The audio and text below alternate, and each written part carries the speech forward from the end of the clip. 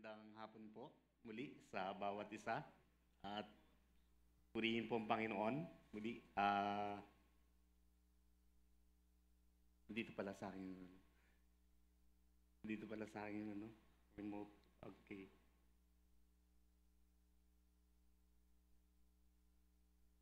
Ayun. Ang ating pong tema sa buwan na ito ng September ay about generosity. At ang ating pag-aaralan sa hapong ito ay tinatawag na generosity, generous giving, an act of worship. Bago tayo magpatuloy, nais ko munang magkwento, no? Patungkol dun kay Blue Bill, Yellow. Si Blue Bill, usong-uso ngayon sa mga birthday party, di ba?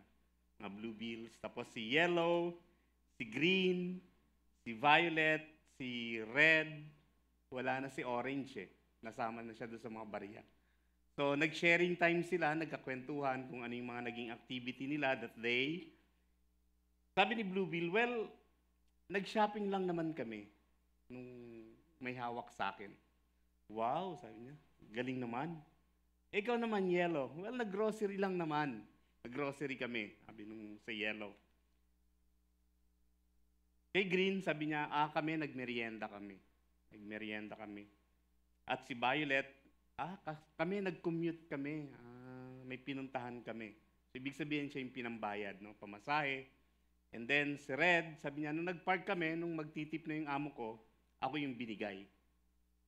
Hindi umiimik si Baria. Sabi sa kanya, ikaw, Baria, kumusta naman? Kami, nagpunta kami sa church. So, ibig sabihin, ipinang-offering siya, yung Baria. Well, it's a allegory lang naman, no? Na kung paano tinitreat ng bawat isa yung mga bill, yung ating mga hawak na bill, kung paano natin tinitreat, kung paano natin sila dinidispose. Sa gabing ito po, muli, hayaan yung basahin ko muli yung ating verse, yung binasa kanina ng ating MC. Sabi dito, 2 Corinthians chapter 9, verse 6 to 8 and 11. Sabi dyan, remember this, whoever sows sparingly will also reap sparingly, and whoever sows generously will also reap generously. Each of you should give what you have decided in your heart to give, not reluctantly or under compulsion, for God loves a cheerful giver. Verse 8, and God is able to bless you abundantly, so that in all things, at all times, having all you need, you will abound in every good work. Verse 11, you will be enriched in every way, so that you can be generous on every occasion, and through us, your generosity will result in thanksgiving to God.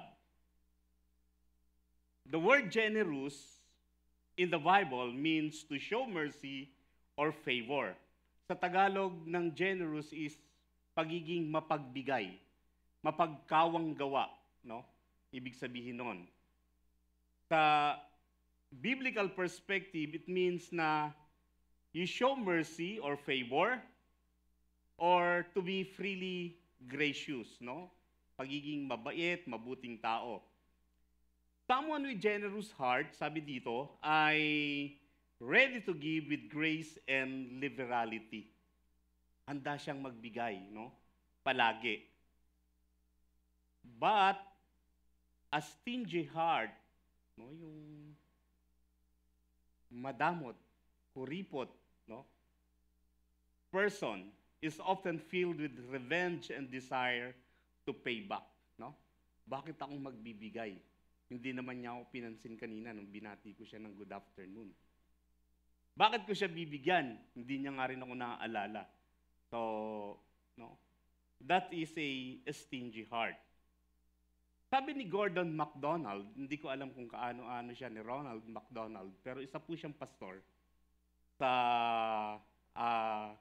Grace Chapel in Lexington, Massachusetts, sabi niya, sa US, sabi niya, generosity is more than just giving out some money.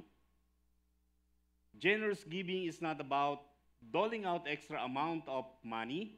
It is about reorienting the human heart in the direction of Christ so that we become transmitters of the same affection and care that Christ modeled in His time. Yung pagbibigay daw, yung generous giving, hindi lang ito yung pagbibigay mo ng kung anong meron ka, kundi i-redirect nito yung ating puso. Kung papaano iminodel ng ating Panginoong Kristo yung pagbibigay, yung pagkakawang gawa, no? Yung pagiging galante, no? I-direct natin yung ating puso doon. So minsan, no, parang lalo na kung tayo'y lumaki sa isang community o isang pamilya na hindi naman talaga ganun ka mapagbigay, hindi natin ito kumbaga nagiging practice. Pero sa isang pamilya na mapagbigay, parang baliwala na lang ito. Parang baliwala na lang yung pagbibigay. Sabi niya pa, finally, the generous giver is someone who, in a sense, lays the tracks for others to find eternal. Yung kumbaga parang kapag nagbibigay ka daw, yung generosity mo, ay parang nase-sense mo sa sarili mo kung papaano, kumbaga nafe-feel mo yung kawalan ng iba, kaya ka nagbibigay. Naiintindihan mo yung kawalan nila. Hindi ka lang nagbibigay dahil para lang magyabang, magpasikat, magpakita, no? Hindi ganon, kundi naiintindihan mo, nararamdaman mo din yung kawalan ng iba. Sa Biblia, kung ating pag-aaralang mabuti, yung mga keyword na ginamit sa Biblia, from Old Testament to New Testament, the word believe is used 272 times. While pray is used 371 times. Love is used 714 times, and give is used 2,162 times. Mas marami yung word na give. Bakit?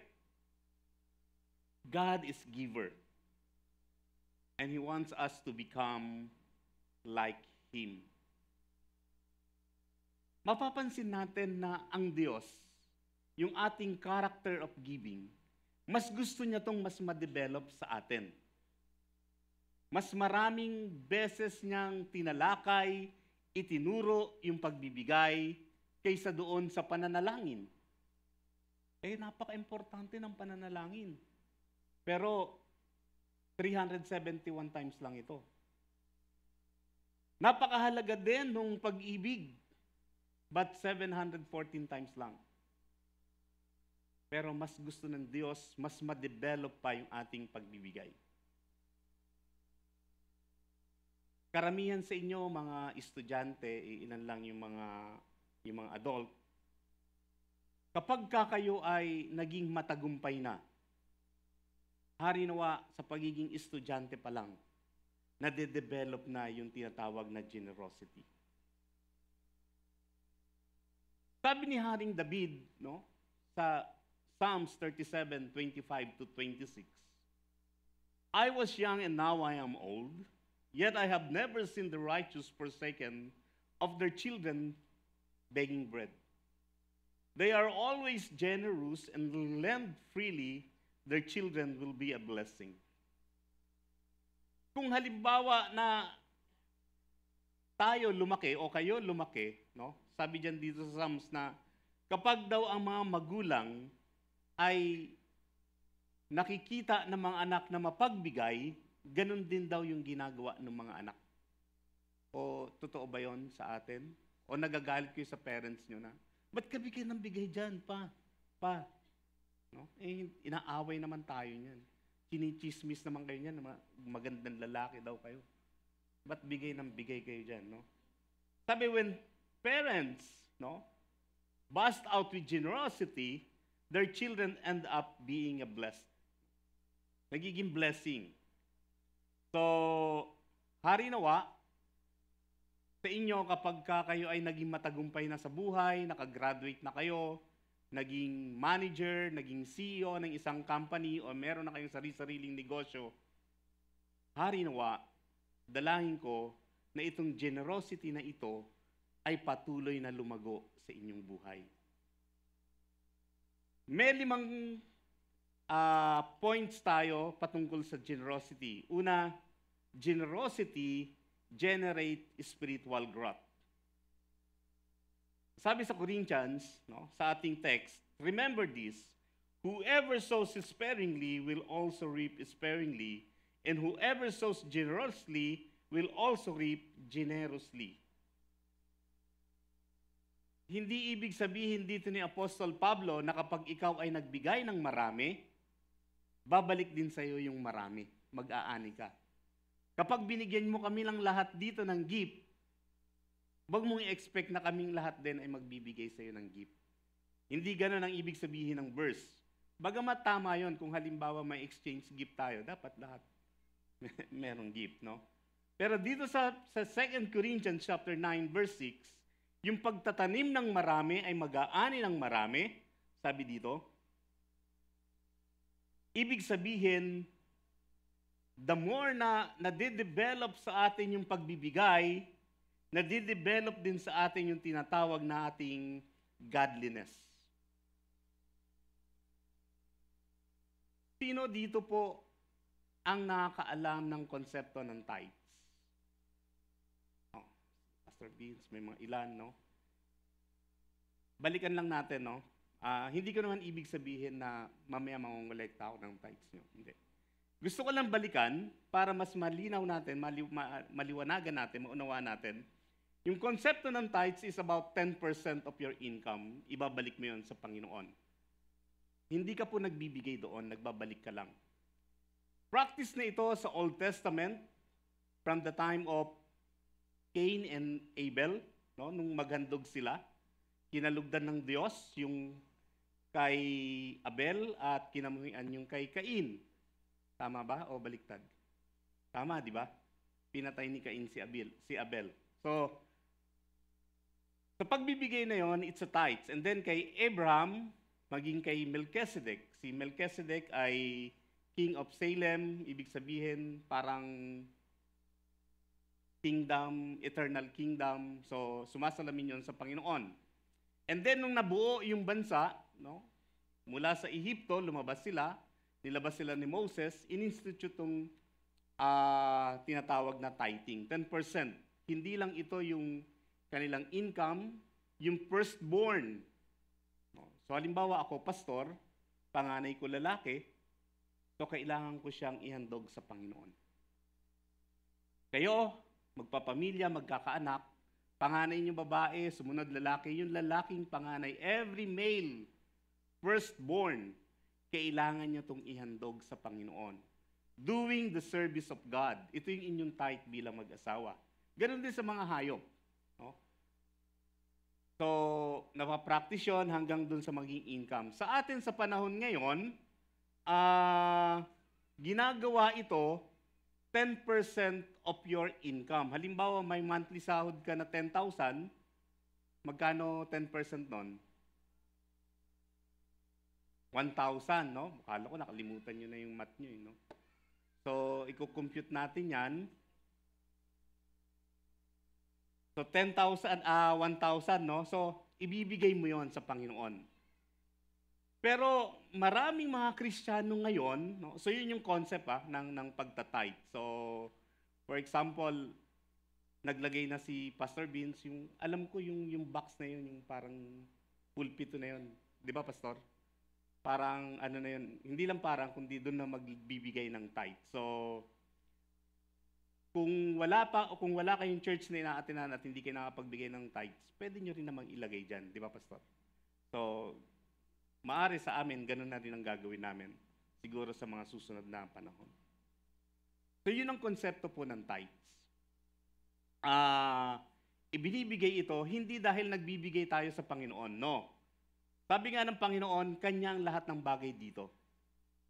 Ginawa niya ito para tayo lumago spiritually. Yung ating pagbibigay, maging sa pagbibigay sa ating kapwa, sa ating parents, ito ay nagpapakita ng ating paglago at pag-develop ng ating spiritual na buhay. Napakahirap po talaga magbigay, lalo na kapag lumalaki na ang income mo. Masarap lang magbigay minsan kapag nag-i-income ka pa lang ng mga 10,000, 20,000, kasi 1,000, tas 2,000. Pero kapag binibigyan ka na ng labis na biyaya ng Panginoon, nag-i-income ka na ng 100,000, so ibibigay mo na yung 10,000, parang, saan kaya gagamitin ito ni Pastor? Contractor ba to? No? Parang, baka contractor to si Pastor. Again, gusto ko lang linawin. Kapag nagbibigay ng tithe sa isang simbahan, hindi yun para kay pastor. Sa amin, sa ano namin, dun sa dating church na pinagpastoran ko, 40-60. 40% sa worker, 60% para sa church. Yung 60% na yun, magiging 100% uli yun. So 20% doon para sa music ministry. So hahati-hatiin doon, may children's ministry, merong para sa maintenance ng church, and then so on and so forth. And then, other percent din naman yung pambigay, yung tinatawag namin halimbawa may magkakasakit, so doon kukunin sa percentage na yon para ibibigay, no? Kasi minsan akala nila pagka kumuha ng tithe, si pastor kagad makikinabang. No, hindi po ganon. Ginagamit po yon para sa lahat ng mga gawain para sa church, no? So, generosity generates spiritual growth. At dahil ginagaya natin, sumusunod tayo kay Jesus, nakikita natin kung paano ang Panginoon pinalalago niya rin tayo sa ating pagbibigay. Kapag tayo stingy, walang reason ng Panginoon para patuloy tayong pagpalain. Di ba? Paano kanya bibigyan ng kontrata kung hindi mo naman ipamimigay at gagawin lahat yan? I mean, bakit napunta sa contractor? No? Hindi kanya bibigyan ng pagpapala, ng blessing, hindi niya palalaguin ang blessings mo kung hindi ka rin naman marunong mag-share. Noong mga nakaraang buwan, bago pumutok yung tinatawag na flood control, bago binahang Metro Manila, mainit na usapin sa social media, yung tinatawag na responsibility ba ng anak ang kanyang magulang? As a parent, hindi nyo kami responsibility. Okay? Kaya namin kayo pinag-aaral para makatapos kayo. Ganun din naman kami, kaya din naman kami nag-iipon para din naman in our future, kapag iniwan nyo na kami bilang inyong mga anak, kami mag-asawa lang matitira, meron din naman kami. Halimbawa, may matatanggap kami sa aming pension, pambili ng gamot, no? Pero, sabi dyan, it is an opportunity na pagbigay sa magulang. So kapag kayo pinagpala ng Panginoon, nakagraduate na kayo, please, no? Kahit ano pa ginawa ng parents nyo sa inyo, balikan nyo sila, bigyan nyo sila ng magandang buhay. That is the best thing you can do to your parents. Sa amin, no, doon sa dati naming church, yung mga kabataan, tinuruan namin mag-tithes. Kung may baon silang 50 pesos, 5 pesos, so nang every church anniversary namin, nagbi-meeting na. No? Silang mga tinatawag na young professionals, so may trabaho na sila, sabi nila, Pastor, sagot na namin yung ganito. Sagot na namin yung ganon. So every church anniversary and every Christmas, ganun din. So dahil may mga trabaho sila, hindi na sila mahirap, kumbaga hindi mahirap para sa kanila magbigay. The first na sahod nila, merong isang youth doon, first sahod niya, ibinili niya ng music equipment. Sabi niya, Pastor, first sahod ko to, yung musical equipment para dito sa church yan. Ipag-pray natin. Ganon yung ginawa niya at pinagpapala naman siya ng Panginoon. Sinasabi ko to, sinishare ko ito, so that sa inyo din, magkaroon din kayo ng idea. Sabi ni Amy Campbell, sabi niya, you can give without loving, but you cannot love without giving. Sino dito yung nagmamahal na hindi man lang niya regaluhan yung kanyang minamahal? Ako ba yon? Ako ba yun? No? No. So, ibig sabihin, pag nagmahal ka, hindi pwedeng hindi ka magbigay. Di ba? Tanungin niyo si Pastor Vince kung paano siya magbigay, no? Ako hindi ko mabigyan ng bulaklak yung aking may bahay. Binibigyan ko lang siya ng sama ng loob. At least nakakapagbigay ako. No? No? Kaya sabi ni Mother Teresa, it's not how much we give, but how much love we put into giving. Gaano ba, no?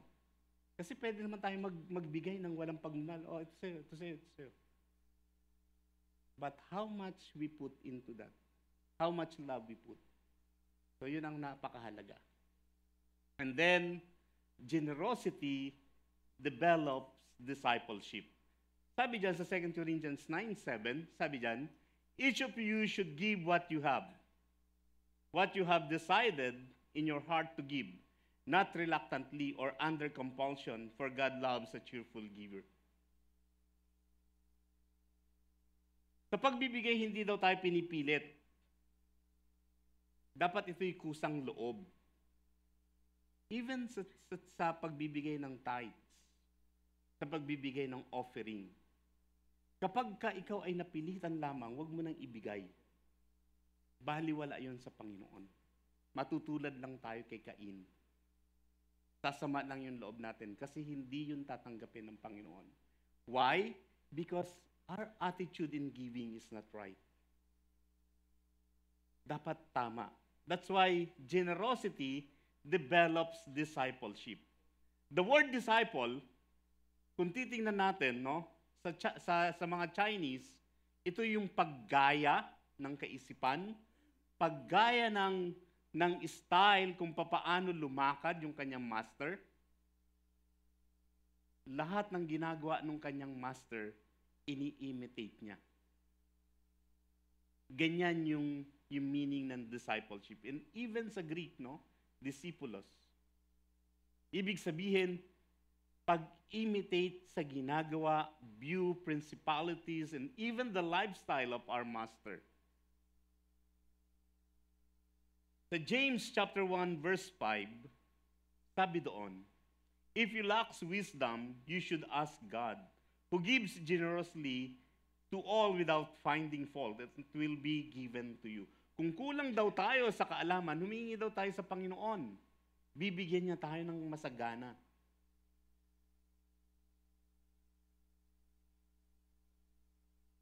Generosity, whenever we give, whenever we spend time and our fellow, to give them encouragement, to strengthen them in their life journey, we are doing what our Lord Jesus did for us.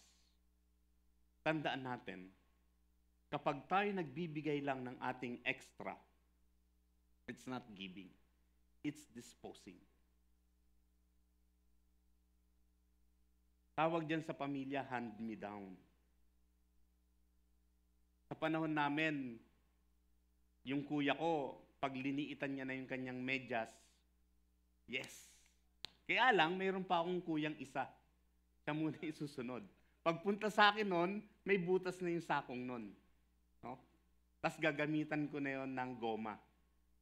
May style na yon. Kasi lumuwag na yung garter. No? Ganon din sa pantalon. Ganon din sa damit. So kapag sa damit, no, hindi katulad ngayon, lumalabas na yung pusod, hindi pa rin ibinibigay dun sa nakakabatang kapatid. No? Parang tuwan-tuwa pa sila. Kapag binibigay mo yung extra mo lang, naalala nyo sa Luke 21, yung pagbibigay ng widow, nung mahirap na balo, mite. No? The widow's mite. Ibig sabihin nun, kumbaga sa ating pera ay barya lang. Napakakonti lang yung mabibili nun. Pero sabi nga dun, halos wala nang mabili yun yung mite na yun. Some give, no? Ang dami nila. Pinatutunog pa pag nagbibigay sila. Mayayaman. Pero yung mahirap na balo na yon, ibinigay niya yung kaisa-isa niyang pera.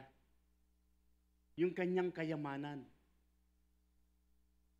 Talagang ano na lahat yon, kumbaga parang todo na yung taya na yon. Pati patot panabla na yon. Sabi ng Panginoon, mas pinagpala siya kaysa sa kanila. Kasi sila, extra lang yon nung kinita nila sa pangungontrata nila. While itong babae na to, lahat na yan, yun na yung kanyang kayamanan. Kapag nagbibigay tayo ng extra, it's disposing lang. And even sa time. Kapag halimbawa may lumapit sa akin dito na, Pastor, pwede kayo makausap sandali. At teka muna titingnan. O sige, mayroon tayong 15 minutes. It's not giving. Pero kapag ka nag-usap tayo without caring to another activity that I have, it's giving my time to you. Ganon din ba kayo magbigay ng oras? Hindi yung, sige, meron tayong 15 minutes, meron tayong 20 minutes, bibigyan kita ng oras. Hindi ka nagbibigay. Extra time mo lang yon. Kapag nagbibigay ka ng oras mo, wala kang pakeke si Hoda, maapektuhan yung another schedule mo. It's giving your time. Ganun po yung pagbibigay. So, generosity develops discipleship. And also, generosity strengthens relationship.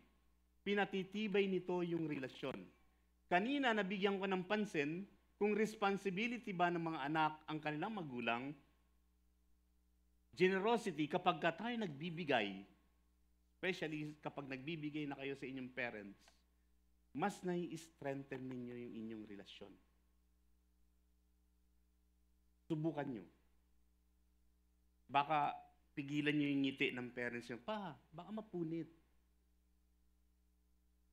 Natutuwa kaming mga magulang, hindi man kami nangihingi, pero natutuwa kami kapag binibigyan kami. Kung minsan pwede na kami mag-moonwalk, no? Dahil sa sobrang tuwa, parang kami lumulutang na nun. Sabi dyan, verse 8, and God is also to bless you abundantly, so that in all things at all times, having all that you need, you will abound in every good work. Karanasan ko, kapag ka nagbibigay ako sa aking parents, hindi rin naman ako kinakapos.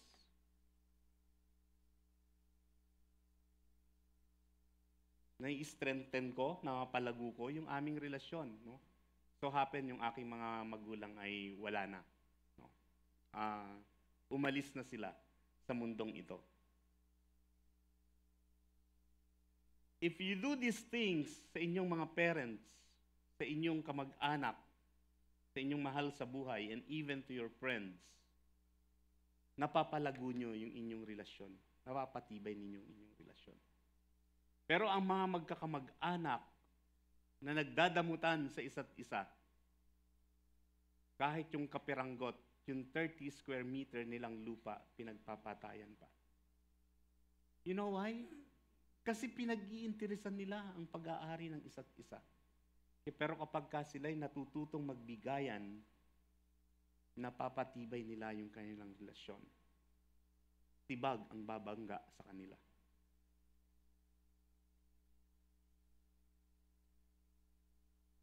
Sa Biblia, maraming mga example ng generosity nating mababasa, even sa Proverbs. Proverbs 11:25 sabi diyan, a generous person will prosper. Whoever refreshes others will be refreshed. Di ba? Kapag pinagpa-prosper mo daw, at napansin ko yon, kami bilang mag-asawa na nagtrabaho sa isang child development center, kahit malalaki na yung aming mga kabataan, mga graduate na sila, professionals na sila, may mga pamilya na yung iba, still, parents pa rin ang tingin nila sa amin. Hindi nawawala yon. Tumitibay yung relasyon. Kahit saan kami magkita, no, nangungumusta sila. At kapag kami special occasion, hindi sila nakakalimot. Because natuturin kami, nagpasimula din kami kung paano kami magbigay sa kanila. Material, time, and even our life, we shared to them. Ganun din sa bawat isa sa atin sana. Fourth is generosity rooted with gratitude. Yung atin daw kung bakit tayo nagiging mapagbigay, dahil ito daw ay nag-uugat sa ating pasasalamat. Tinitingnan natin kung paano tayo pinagpapala. May mga tao, katulad ng binanggit ko kanina, sa tithes, they're willing to give their life. Pero hindi nila maibigay yung laman ng kanilang bulsa. Hindi nila maibigay yung laman ng kanilang pitaka. But they are willing to give their life, no? Parang hindi magkatugma. If we are willing to give our life to God, dapat lahat ng nakapaloob dito sa atin, kaya din nating ibalik sa Panginoon. Diba? So, sabi nga ng kanta sa hymn, we have to give our very best to the Master. Give our best to the Master. Huwag nating bigyan yung ating Master ng pwede na to, kundi yung pwede na to. Huwag natin siyang bigyan ng parang simpleng performance lang, kundi ibigay natin na may mapipiga pa sa atin, makakatas pa, at yun ang ibigay natin sa Kanya. Generosity rooted with gratitude. Sabi diyan, verse 11, you will be enriched in every way so that you can be generous on every occasion. And through us, your generosity will result in thanksgiving to God. Sa atin, sa Pilipinas, meron tayong tinatawag na utang na loob. Alam niyo ba yung tinatawag na utang na loob? Buti naman. Kala ko sabi niyo, hindi po, mga wala kayong utang na loob. No. Utang na loob means yung pagbabalik natin doon sa mga tao na gumawa ng mabuti para sa atin. Kaya lamang pagdating ng mga Kastila, ito yung abuso ng mga hasyendero. Sasabihin nila dun sa kanilang mga taga-tanim, no? Mga wala kayong utang na loob, matapos namin kayong pakainin, matapos namin bigyan ng tirahan. But utang na loob, ito'y binibigay ng kusang loob. Halimbawa, nakagraduate na kayo. Naging mga matatagumpay na kayo. Some of you are CEOs of the company, manager. Iba sa inyo, mga businessman, may mga kanya-kanya na kayong kumpanya. Yung utang na loob, magbabalik tanaw kayo dito sa CLC. Pastor Vince, ano po yung pwede naming maibigay? Ano po yung pwede naming maitulong para makatulong din sa mga kabataan? That is the concept of utang na loob sa ating mga Pilipino. Hindi lang ito basta expression ng magulang sa anak, utang na loob naman. Maglinis ka naman dito sa bahay. Utang na loob naman. Gumising ka ng maaga. Sino yung gumigising ng tanghali? Mga alas 10. No? Utang na loob naman, magwalis-walis naman kayo, magligpit naman. Hindi po ganon. Yung utang na loob is pagbibigay ng kusang loob. No? Sabihin nyo kay Pastor Vince, Pastor, ano po yung pwede naming maitulong sa CLC? Ano po yung pwede naming maikontribute para makatulong pa sa inyong mga grantee, para maparami pa yung mga grantee? Di ba? That is the concept of utang na loob. Paying back for good deeds they receive. Sa ating mga, tayong Pilipino lang ang meron na ganyan. Tayong Pilipino lang ang may tinatawag na utang na loob. Kung paano tayo nagpe-pay back. Kaya sa psychology, napakaganda niyan. Pag pinag-aaralan, Filipino psychology, tayo lang yung may tinatawag na utang na loob. Kung paano tayo nagbibigay, no, nagbibigay balik doon sa mga taong gumagawa sa atin ng kabutihan. At ilinalagay natin sila sa isang pedestal. Ganun din ang gusto ng Diyos kung bakit nga tayo tinuturuan ng generosity. Ganun din ang guys ng Diyos para sa bawat isa sa atin kung bakit sa Biblia almost 2,000 no, yung pagtuturo sa pagbibigay. Or more than 2,000. Why? Dahil gusto nating maibalik lahat ito sa Panginoon. Makita natin kung gaano yung kabutihan ng Diyos sa atin. Kung papaano niya tayo pinagtiyagaan, kung papaano niya tayo patuloy na minamahal, kahit hindi tayo kamahal-mahal, patuloy niya tayong itinataguyod. Patuloy niya tayong tinuturuan so that in every way, no, maging kawangis natin ng Panginoong Kristo. Sa lahat ng ating ginagawa, nakikita ang Panginoon sa atin. Sabi ni Pastor Sep nung linggo, no? I have hidden your word in my heart. That's why gusto ko sanang itanong, what is the best version of the Bible?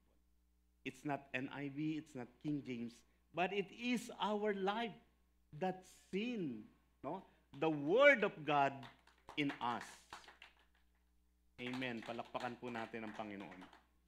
And then, lastly is, generosity reaps eternal rewards. 2 Corinthians 9:13. Because of the service by which you have proved yourselves, others will praise God for the obedience that accompanies your confession of the gospel of Christ and for your generosity in sharing with them and with everyone else. Kapag tayo daw ay nagiging mapagbigay, nagkakaroon tayo ng tinatawag na eternal rewards. Ang Panginoong Diyos hindi siya papayag na magkaroon sa atin ng utang na loob.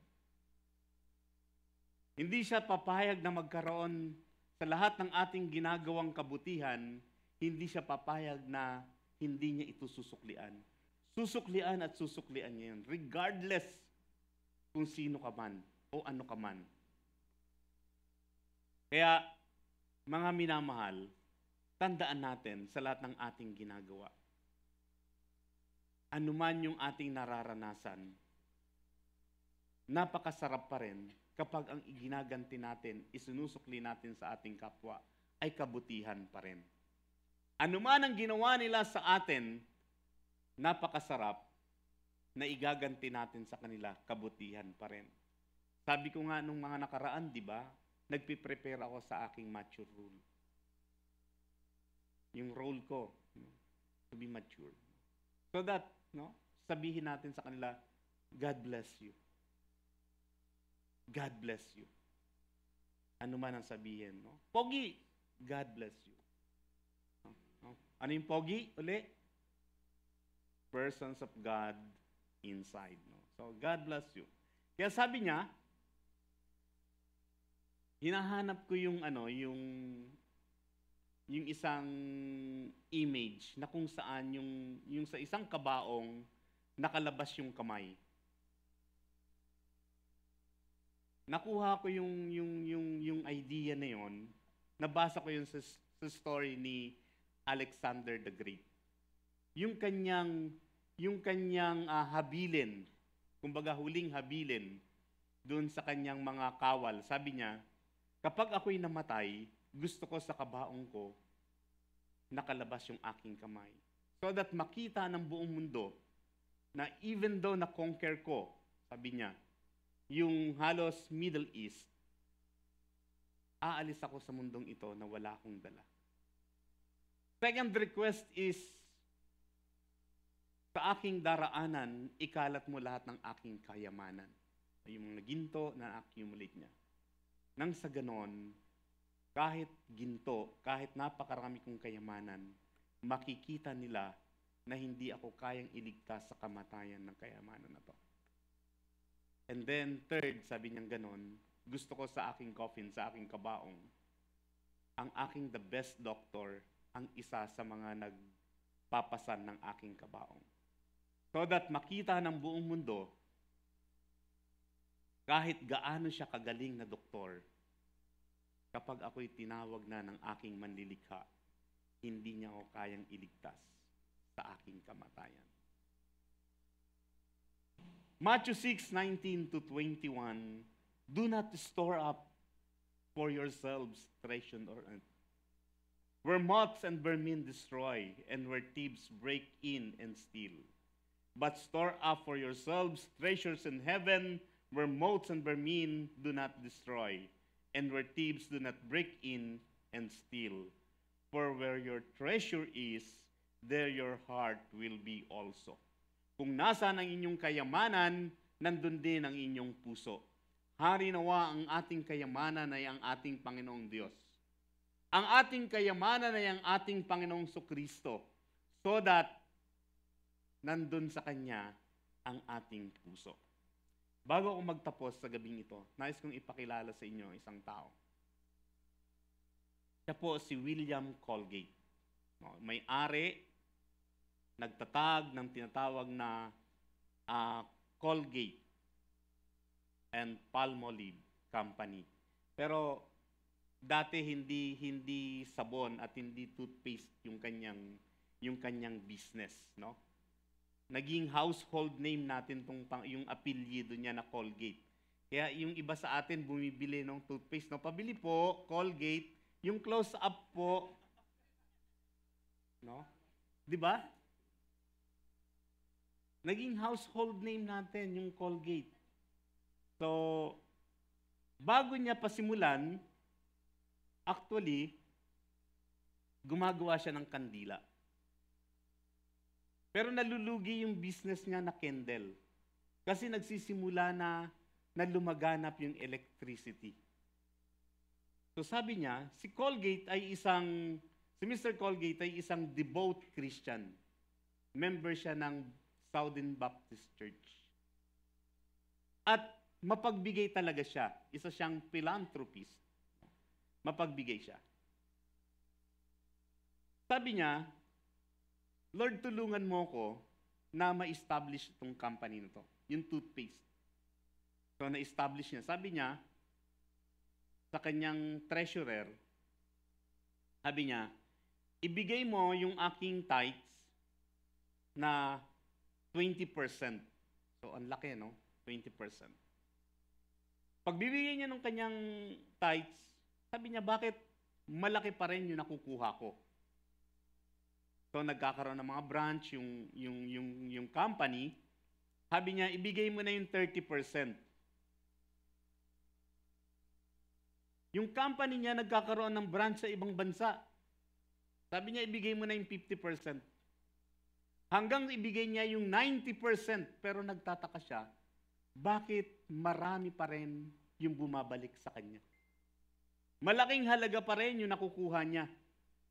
Sabi niya, binigay ko na yung 90%, ba't malaking halaga pa rin? Dapat hindi ganito. Dapat maliit na lang yung nakukuha. Sabi niya ngayon, give the 100% of my income. By the way, sila Mr. Colgate, Rockefeller, yung nagpasimula, no, hindi man sila magka-era. But Mr. Colgate is one of the biggest contributor para sa mga missionary sa US. That's why yung mga pastor, mga missionary sa US, pinasisweldo po sila ng government. Especially kapag nagmi-mission sila. So, sabi niya, give the 100%. Ang ibigay mo na lang sa akin yung royalty.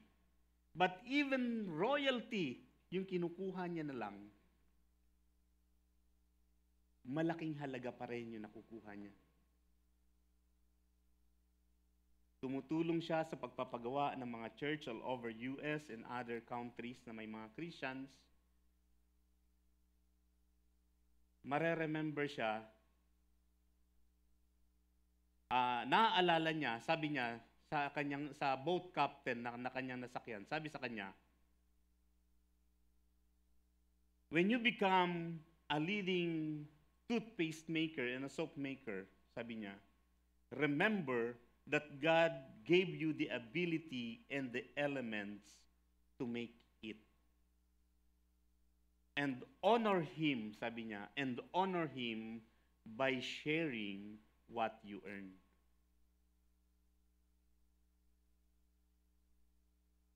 Hari naman, maging ganun tayo, no? So, challenge para sa atin sa gabing ito. The good things, yung mga mabubuting bagay, pagbibigay, natatanggap natin mula sa Panginoon, ipasa natin ito sa iba. Magkaroon din tayo ng puso, no? Kung gusto nating magbigay ng utang na loob natin, halimbawa sa CLC, sa ating parents, yung mabubuting bagay na ating natanggap, ipasa natin. So that, sabi dyan, the chain of the generosity will not stop, but will continue and brings praise and glory to God. We cannot outgive God, katulad na nangyari sa buhay ni Mr. Colgate. We cannot outgive God. Marami pa sanang mga personality, mga Christians. Itong pinaka-late ay si Rick Warren, yung kanyang mga sinulat na mga libro na kumikita. He give it 100%, no, yung kinikita sa Panginoon. But still, Rick Warren ay maganda pa rin yung kanyang financial status. So the good things we receive, we must pass it to others so that the chains of generosity will not stop, but will continue and brings praise and glory to God. Manalangin po tayo. Dakilang Diyos, tunay nga na ang pagbibigay ay iyong kinalulugdan. Itinuro mo to at ipinakita sa iyong mga salita sa Biblia more than 2,000 times so that kami na mga sumusunod sa inyo ay magkaroon ng pagkatuto na gayahin din ito, Panginoon. And it will brings us heavenly rewards, Panginoon. Salamat, Panginoon, dahil isinishare mo ito sa amin, Panginoon. Yung mga biyaya mo, O Diyos, isinishare mo sa bawat isa sa amin. Ng buong puso. At 10% lang, Panginoon, yung hinihingi mong pagbabalik na maitutulong din sa iba. Hari nawa, dalangin ko, Panginoon, ang mga kabataang ito, maging yung mga kapatiran na nandito sa gabing ito. Patuloy niyo po, Panginoon, gamitin ang kanilang buhay sa pagbibigay. Nang sa ganon, O Diyos, yung mga mabubuting bagay na pinasimulan mo sa buhay ng bawat isa, ay patuloy pang lumaganap, patuloy pang lumago. Marami pa, Panginoon, ang mahawaan nito, O Diyos. Purihin po kayo, Panginoon, sa pangalan ni Jesus. Amen. Amen.